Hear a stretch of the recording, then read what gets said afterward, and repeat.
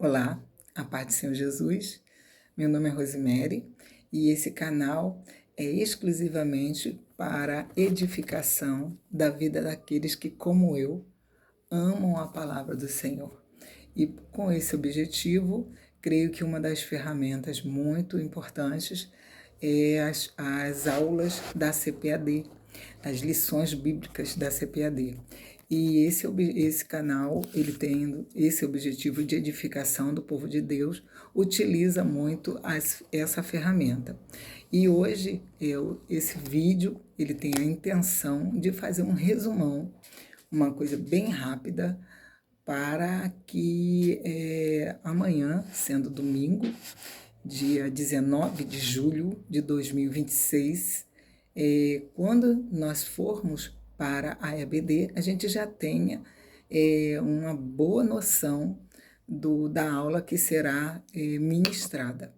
Então, como a aula de amanhã será a terceira aula, que diz que a graça que alcança todas as nações, então nós vamos falar rapidamente sobre isso. O texto áureo fala assim: porque pela graça sois salvos por meio da fé, e isso não vem de vós, é dom de Deus. Essa palavra está em Efésios capítulo 2, versículo 8. E a verdade prática, ela fala: é pela graça que somos alcançados, perdoados e reconciliados com Deus.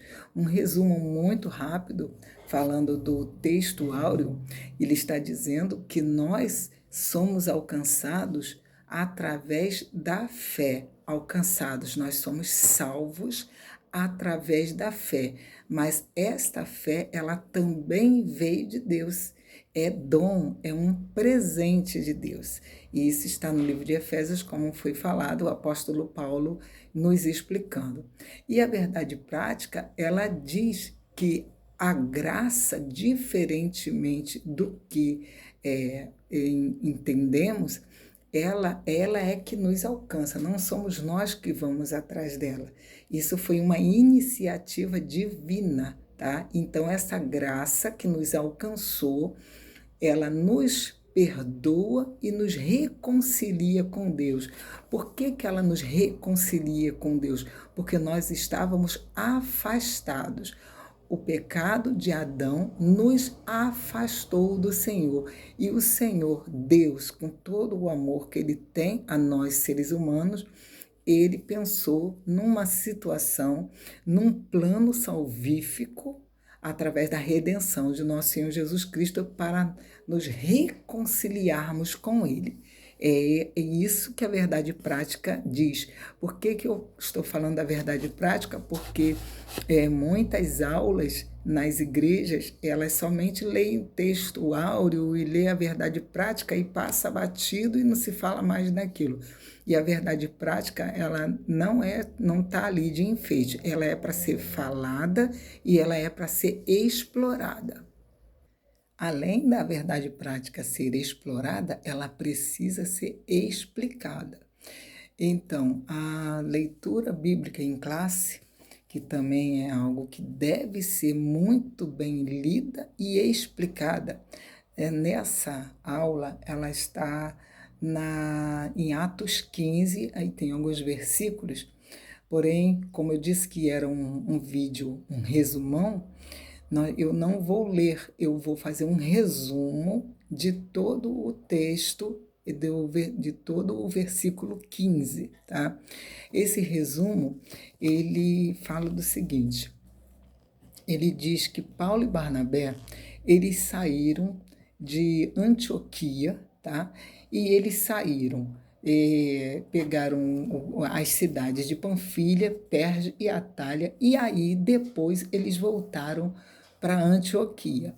E aí lá na igreja de Antioquia, eles passaram um relatório para os crentes de lá, dizendo que como que os gentios tinham aceitado o evangelho e como Deus tinha operado através da vida deles com o trabalho que eles fizeram. E ali ele encontrou Paulo e Barnabé, eles encontraram uma situação conflituosa. Por quê? Porque alguns judeus que tinham se convertido, eles estavam dizendo que eles não podiam receber os novos gentios, os novos crentes em Cristo, porque eles deveriam se circuncidar, segundo o que eles diziam da lei de Moisés. Então, esses judeus, eles não aceitavam que simplesmente os gentios, né, e os gentios, nós já sabemos que nós já estamos na terceira lição, os gentios são chamados assim porque todos que não fazem parte do povo de Israel é considerado gentio. Ou seja, eu e você somos gentios. E então, o que aconteceu ali? Houve um debate muito intenso, né, com Paulo Barnabé e todos os líderes que estavam ali na igreja de Antioquia. E aí, depois desse debate, eles decidiram enviar os líderes da igreja de Antioquia, decidiram enviar Paulo e Barnabé para a igreja de Jerusalém. Por que a igreja de Jerusalém? Que era a igreja mãe.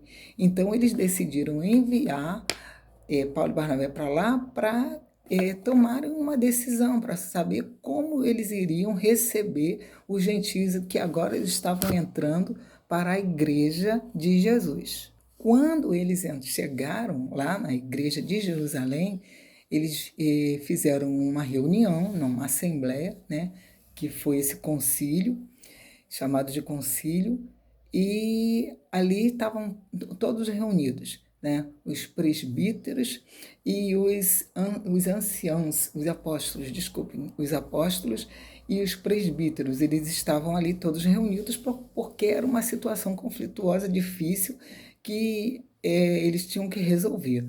Então, eles contaram toda a situação que estava acontecendo lá na igreja de Antioquia, e eles também contaram a obra que o Espírito Santo fez através deles quando o Espírito Santo batizou, e eles estavam falando, eles citaram, né, a conversão de alguns judeus, citaram a cegueira daquele Simeão, né? Me desculpe, eu não estou me lembrando do nome, mas eles contaram, eles mostraram fatos que comprovaram a aceitação dos gentios na igreja do Senhor Jesus. E eles mostraram tudo isso.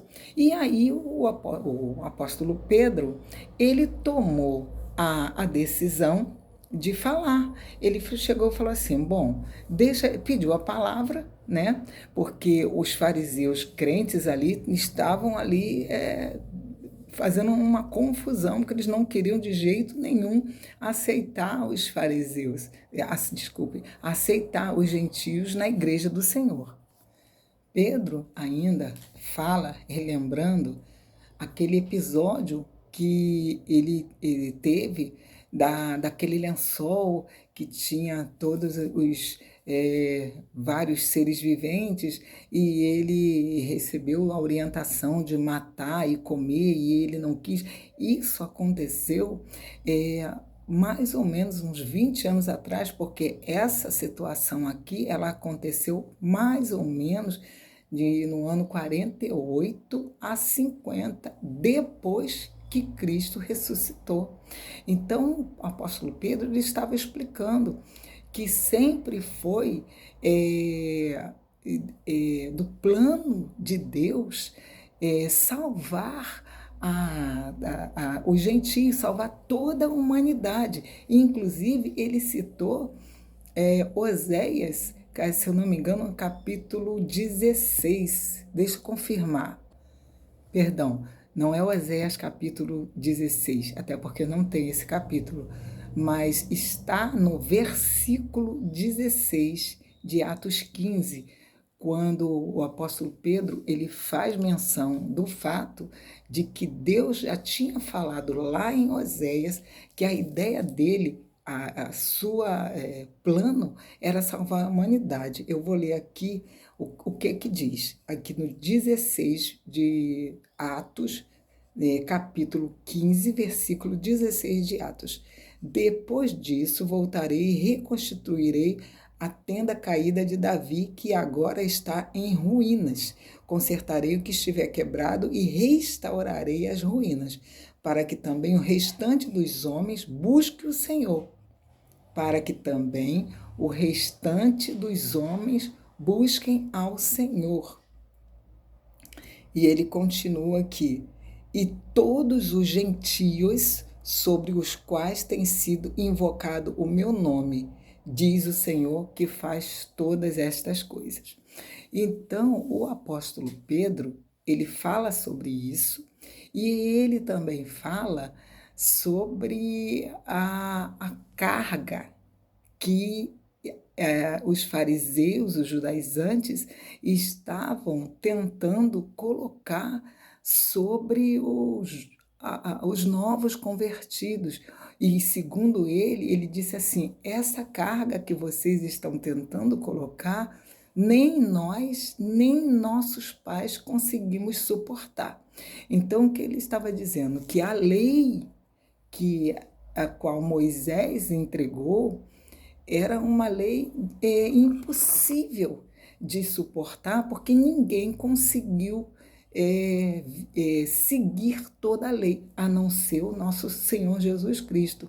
E então, por isso, era necessário não colocar mais carga alguma, a não ser o que eles já guardavam, que era a carne sufocada. Deixa eu ver aqui. A carne oferecida aos ídolos, comida, né? A comida oferecida aos ídolos, e da imoralidade sexual. E ainda o apóstolo Pedro ainda fala, o apóstolo Pedro e o apóstolo Paulo estavam fazendo, né, essa defesa. E ele ainda diz que era necessário que eles se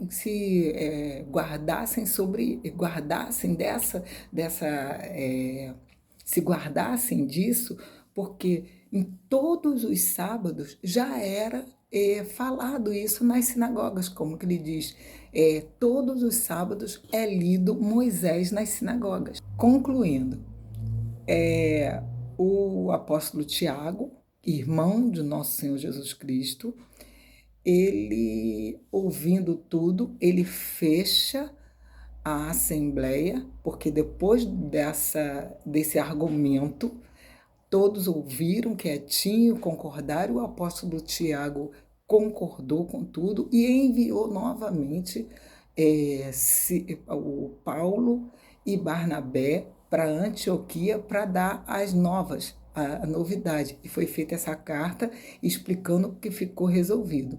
No caminho, o Barnabé e Paulo, eles encontraram com crentes da Síria e Cilícia, e contando a novidade. E isso alegrou muito aqueles crentes, né? Porque imagina a situação que eles estavam passando, e eles entenderam que, de fato, aquilo era uma coisa para os judeus, não para os gentios. E aí, Barnabé e Silas continuaram o trabalho, só que houve um desentendimento, que Paulo não queria continuar com o João Marcos, que era um parente de Barnabé, por causa de, no passado, João Marcos abandonou eles e Paulo não aceitava que ele continuasse ali no grupo. E aí eles brigaram muito feio, a palavra diz que o negócio ficou quente lá, e eles decidiram sair, né? Barnabé pegou João Paulo e foi para, se não me engano, Chipre, que era a cidade de Barnabé, e Paulo se uniu a Silas e, se eu não me engano, foi para Síria e Cilícia. E só que antes deles irem, eles foram encomendados, né, para as igrejas de lá pelos irmãos ali de Jerusalém. e, é, e também ouviram o Espírito Santo. Então foram os dois para Síria e Cilícia e cada um seguiu o seu caminho, fazendo a obra para os gentios, trazendo, melhor dizendo, né?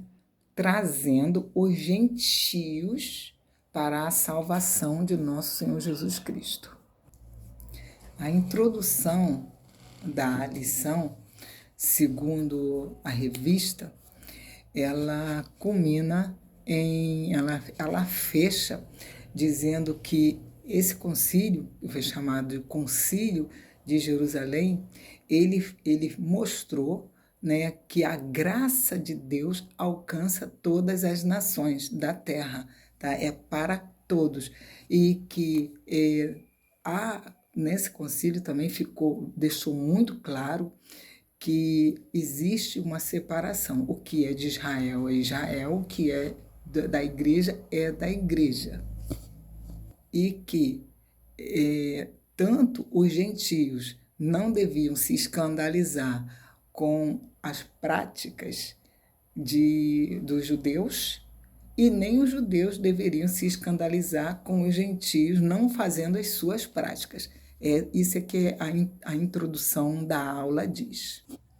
O tópico número 1, quando a graça preserva a unidade da igreja, ela vai falar sobre o Concílio de Jerusalém, o relatório que Pedro entrega ali na igreja de Jerusalém e o relatório de Paulo e Barnabé. O relatório de Pedro e o relatório de Paulo e Barnabé. Então, nesses 3 tópicos, fica especificado que a justificação, ela sempre foi através do sangue de Jesus Cristo, e a circuncisão, ela era não tão somente no sentido de diminuir, mas a circuncisão era uma aliança do judeu com Deus, porque Deus, durante todas as épocas, ele fez várias alianças. Ele fez uma aliança, por exemplo, depois do dilúvio. Ele colocou o arco no céu, o arco de Deus, que é chamado, não é arco-íris, é o arco de Deus no céu, como prova de que ele jamais, de novo, destruiria a obra que ele fez através de água. E ele também disse, mais uma vez, confirmou que a salvação é pela graça, alcançando todas as nações. O relatório de Pedro foi que ele mostrou através do que ele viveu, das experiências dele, né, dizendo que o Espírito Santo, o mesmo Espírito Santo que tinha batizado eles, que eles haviam recebido, foi o mesmo Espírito Santo que fez a mesma coisa com os gentios. Os gentios receberam também o Espírito Santo, mesmo ainda sem terem sido batizados. Foi somente a fé que fez com que os gentios recebessem o Espírito Santo. E ainda fala aqui do relatório de Paulo e Barnabé, que ele fala aqui que é a confirmação da aceitação dos gentios pelo Espírito Santo, foram as evidências, foram as experiências que eles viveram lá. Por exemplo, ele cita aqui que Deus confirmou a missão gentílica, tá? Como por milagres, como da cegueira do mágico Cipriota, né, quando ele estava se opondo lá ao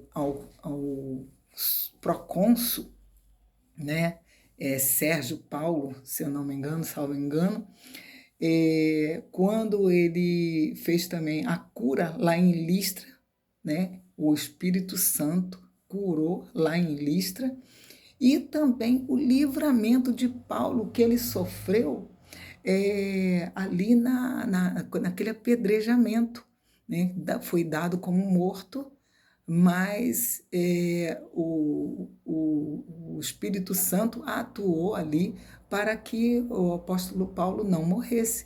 Então, o apóstolo Paulo e Barnabé, eles destacaram através de fatos a aceitação dos gentios na obra salvífica do Senhor Jesus Cristo. E no subtópico número 4, que essa tem um subtópico a mais, que fala o discurso de Tiago, aqui é evidenciado que o Tiago, que é chamado Tiago, o justo, irmão do Senhor e líder respeitado da igreja, ele ouviu tudo quietinho, não falou nada, escutou tudo, depois tomou a decisão, como líder da Assembleia, ele tomou a decisão de aceitar, porque contra fatos não há argumento. E quando o apóstolo Pedro citou Amós, ali dentre outras passagens que provavelmente deve ter sido citada, ali naquele momento o apóstolo Pedro citou Amós, mostrando o plano de Deus, que já era um plano de alcance das nações. Então o Tiago, com a sabedoria do Espírito Santo, ele fechou a questão. Não vamos mais impor nenhum cargo, nenhum julgo para os gentios, a não ser que, não que seja julgo, mas de se guardar. Não vamos mais impor nada que eles tenham que guardar, a não ser o que eles já guardam, né? Que os que queriam viver uma vida santificada, uma vida de santidade, já se guardava das carnes, as comidas oferecidas aos ídolos, de carne sufocada e da imoralidade sexual. Isso por quê? Porque o apóstolo Paulo, o Tiago, o apóstolo Tiago, ele entendeu que o jugo de nosso Senhor Jesus Cristo, como ele mesmo disse, era suave.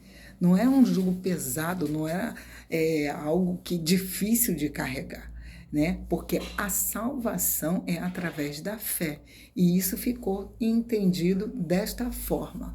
Aqui o subtópico 4 ainda fala sobre o desentendimento que Paulo e Barnabé tiveram por causa da questão de João Marcos, mas esse desentendimento mostrou a unidade da igreja, porque o título do tópico é a unidade da igreja, a graça que preserva a unidade da igreja. Esse desentendimento não serviu para acabar, não quero mais não, cansei, não quero mais, não, nada disso. Esse desentendimento foi um desentendimento normal de pessoas que andam juntas, que às vezes não dá para andar juntas e a gente tem que se separar, mas isso não quer dizer que a obra vai parar. Cada um vai para o seu lado, como Barnabé foi com João Marcos para Chipre, e Paulo escolheu Silas e foi falar para Cilícia e para outro lugar que eu não me lembro agora, mas a obra continuou.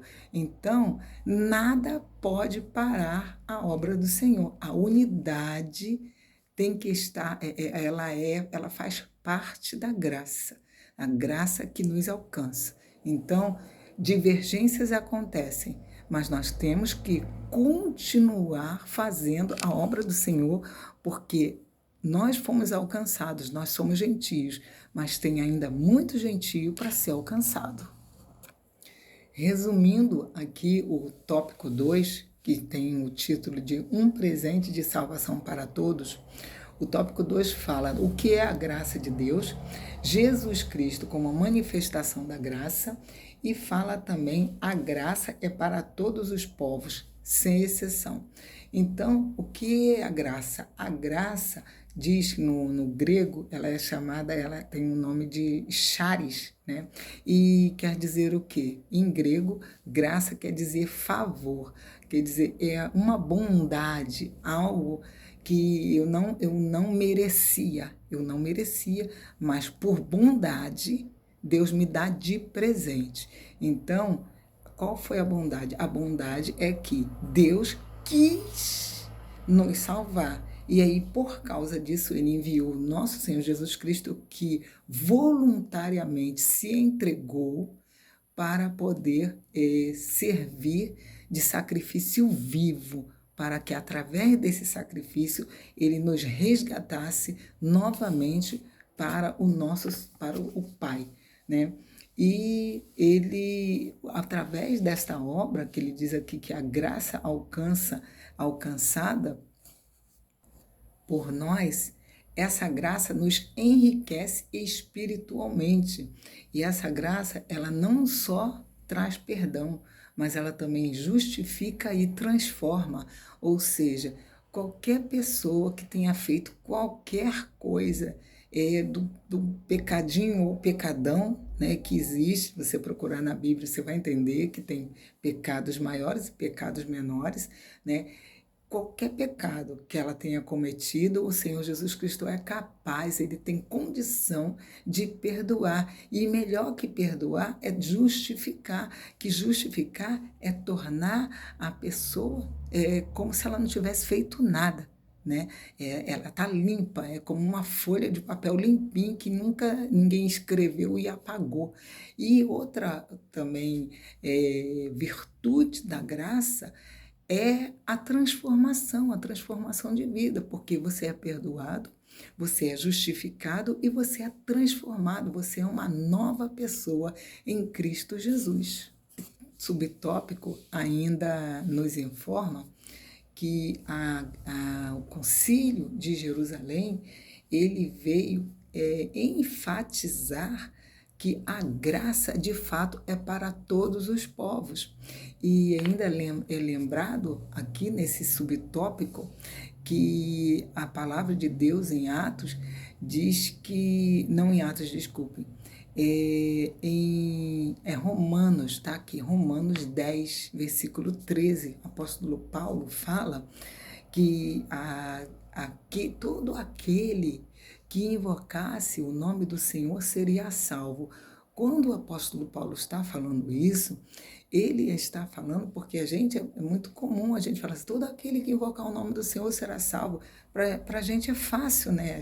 Hoje a gente fala isso, mas a gente tem que pensar num contexto. O contexto ali era de um contexto de opressão do imperador. Quem era o Deus ali, vamos dizer assim, Deus em aspas, que deveria ser reverenciado, admirado, adorado, era o imperador. Então, se você dissesse, eu invoco o nome de nosso Senhor Jesus Cristo, você já era, guilhotina. Então, o apóstolo Paulo está dizendo que todo aquele que invocasse o nome do Senhor, ele só podia estar falando aquilo através da obra do Espírito Santo. O Espírito Santo entrou nele e ele recebeu de fato a verdade, Jesus nele, que ele falou assim, ele pensou, não me importa, eu posso morrer porque eu sei que estou salvo. Então, ele fala que só pelo Espírito Santo alguém pode falar, pode invocar o nome do Senhor. Só ele, só com uma obra do Espírito Santo, uma pessoa pode falar naquele momento. Hoje sim a gente até fala e nós sabemos, mas é fácil para a gente falar, porque não tem ninguém aqui no nosso contexto de vida esperando você falar para te crucificar, te recriminar, te prender, te matar, né? Então é muito fácil. Então o apóstolo Paulo, em Romanos, ele deixa isso claro. Só fala, só invoca o nome do Senhor aquele que está de fato convicto da obra salvífica que Deus fez na vida dele. E isso é para nós. Então a gente tem que ter essa atitude, esse entendimento de que Deus, o Senhor Jesus Cristo, através do nosso Pai, ou seja, o contrário, Deus, através do nosso Senhor Jesus Cristo, ele fez uma obra tamanha em nós que só por causa desta obra é que nós temos esta fé que nos faz enfrentar tudo, né? Por que que a gente vê pessoas dispostas a morrer por outros deuses? Porque essa fé foi entranhada neles e nós também temos que ter essa fé em Jesus Cristo para dizer, pode vir o que vier, que eu sou de Jesus e nada que me acusarem vai me fazer mudar de ideia. Entrando agora no tópico 3, crescendo na graça, nós vamos resumir o subtópico 1, que é como nos aproximar do trono da graça, que está falando aqui em Hebreus 4, fala quando devemos nos achegar ao trono da graça e o que recebemos ao nos achegarmos ao trono da graça. O subtópico 1, ele fala assim, crescer na graça e no conhecimento de Cristo pressupõe amadurecimento espiritual. E foi exatamente esse o ponto que nós tocamos agora, que somente um crente maduro, cheio do Espírito Santo, ele vai ter condição de aceitar o que vier contra ele. Olha, você não pode mais ler a Bíblia agora. Não, eu vou ler a Bíblia. Você não pode mais pregar o nome de Jesus na rua ou sei lá onde for. Não, eu vou fazer isso. Isso pressupõe amadurecimento espiritual. Esse subtópico, ele ainda fala que quando a gente amadurece espiritualmente, é porque nós nos achegamos ao trono da graça. E o trono da graça nada mais é do que a pessoa de nosso Senhor Jesus Cristo. E deste trono procede o quê? Misericórdia, perdão, socorro e poder espiritual. Poder para quê? Poder para pregar, poder para falar, poder para evangelizar, poder para expulsar demônio, poder para curar, tudo procedendo da onde? Do trono da graça. Ainda aqui no subtópico 2, ele fala aqui que quando, ele diz assim, ele faz uma pergunta, quando nós devemos nos achegar ao trono da graça? Ele fala aqui, ó, em tempo oportuno. Qual é o tempo oportuno? O tempo oportuno é agora, é hoje, é já. Talvez você diga, não, mas eu já me acheguei ao trono da graça. Então, continue se achegando, e mais, porque a palavra diz que nós devemos conhecer e prosseguir a conhecer ao Senhor. Porque desta forma nós vamos estar, como o subtópico 1 falou, nós vamos estar amadurecido espiritualmente e nunca vamos chegar a um amadurecimento completo, porque nós sempre vamos ter muita coisa para conhecer do nosso Senhor Jesus Cristo. E fechando o subtópico 3, ele repete no subtópico 1, quando ele fala o que nós recebemos ao nos achegarmos ao trono da graça. O subtópico 1, ele diz, ó, dele procedem misericórdia, perdão, socorro e poder espiritual. O que nós recebemos? Fortalecimento espiritual, capacitação para viver segundo a sua vontade. Mas não é mais a nossa vontade? Não, irmã Rose, não é mais a nossa vontade. Porque a nossa vontade, ela foi sepultada em Cristo Jesus. Em Cristo nós morremos e vivemos. Então, agora não é mais a minha vontade, agora eu vivo para agradar o meu mestre. E ali, através do trono da graça, é que eu vou receber essa capacitação para viver de acordo com o que ele quer.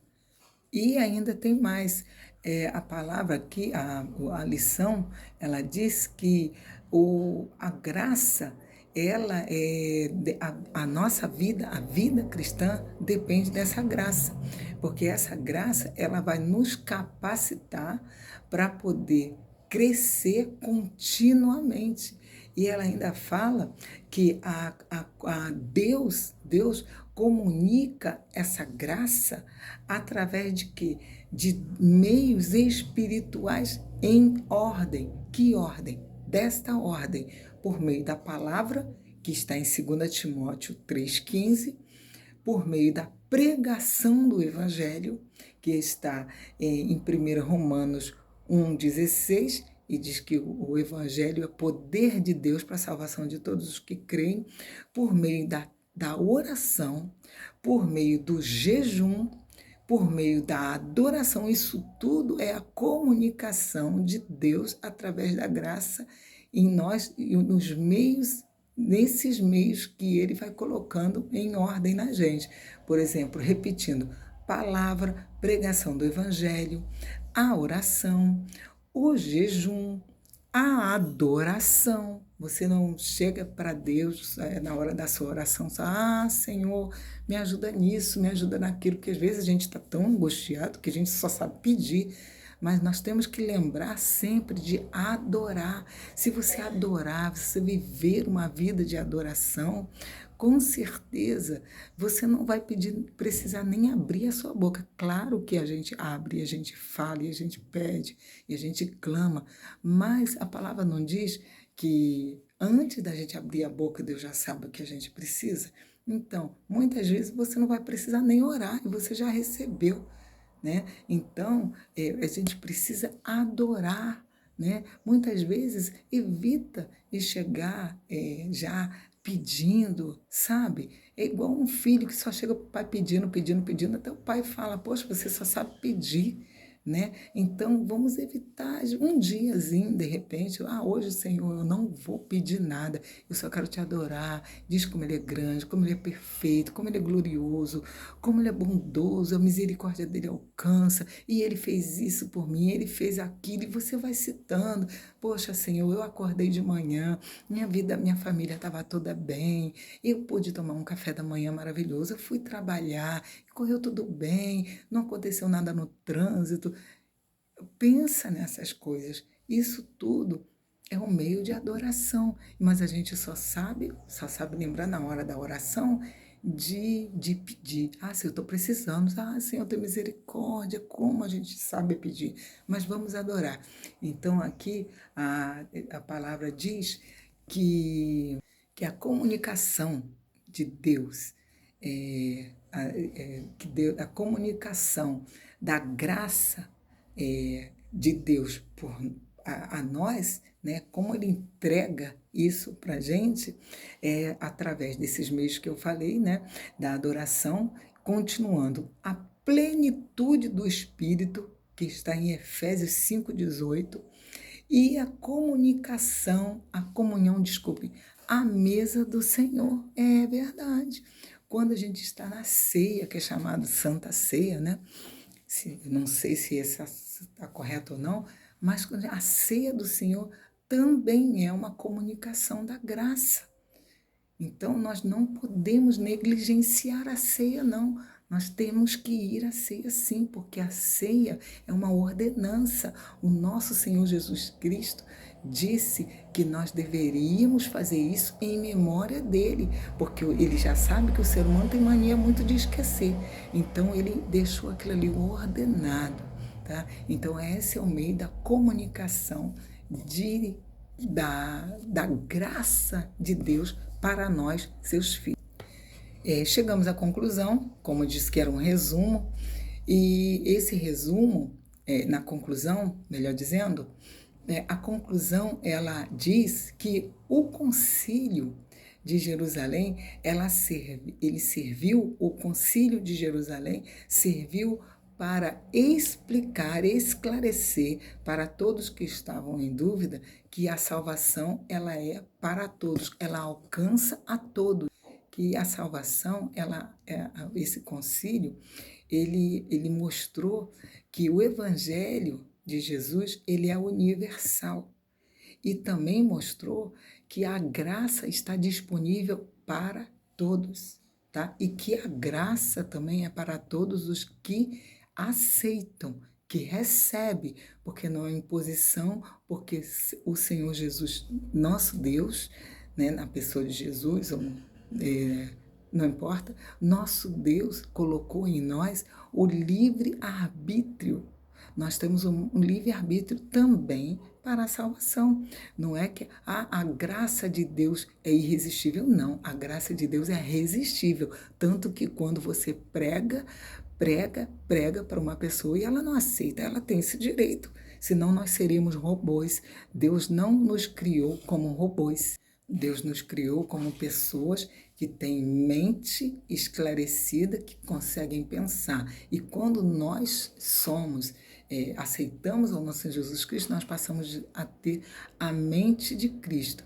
E nós precisamos passar esta graça para todos, porque ela nos alcançou. E agora a minha obrigação e a sua obrigação é de passar essa graça para todos os que ainda não a conhecem, para todos que ainda não receberam o nosso Senhor Jesus Cristo como Senhor e Salvador de sua vida, porque foi para isso que o Senhor nos chamou. Ele não nos chamou para sermos só mais um na igreja, não. Ele nos chamou para pregarmos o Evangelho. Ide e pregai o Evangelho a toda criatura.